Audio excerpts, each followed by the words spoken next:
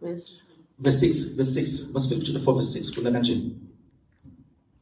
So peace with God. Babili. Tula no kulunkulu. Okay? Then again, sesikhuluma manje ukuthula kukaNkulunkulu. Ukuthula kukaNkulunkulu. Sikhuluma ngokuthula noNkulunkulu. Manje sikhuluma ngokuthula kukaNkulunkulu, the peace of God. Bambakela nathi. Ningakhathazeki. Ayingikhathazekile mina. Ningakhathazeki. Ayingikhathazekile ngazi bese njani. Ningakhathazeki. Ngisabde umuntu ustadisha lo.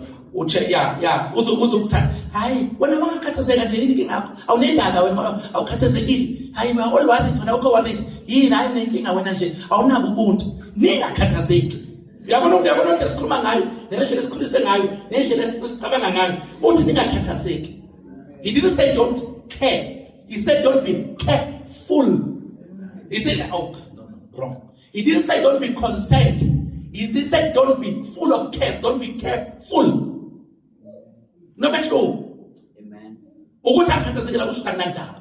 I can be concerned but not careful. Or careful, full of cares. Careful, full of cares. Amen. Yeah, amen. So, uthi ningakhathazeki ngalutho. Ningakhathazeki ngani?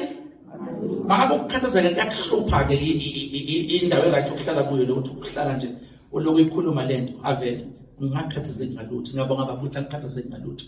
Iziguqula ingqondo qala iguqunya babuthi angikhathazeki ngalutho. Ngiyabonga baba ngikhathazeki ngalutho.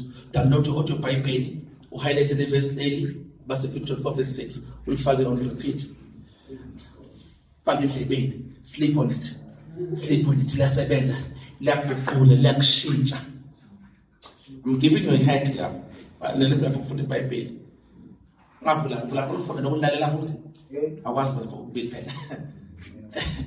Amen. Ningakhathazeki ngalutho. Okay?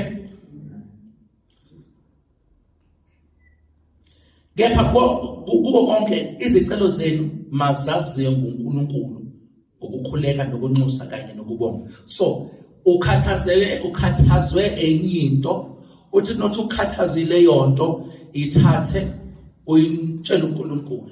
So ngamagama uthi one of the cures to ukhathazeka ukukhuleka. You can't worry and pray at the same time. Ushitha kwenzeke kokubili.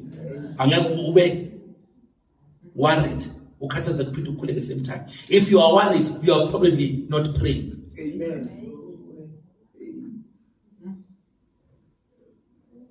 Angwazi make it more simple than that. Awazi ukwenza kokubili isikhathi esisodwa. If you are worried, it's because you are not praying.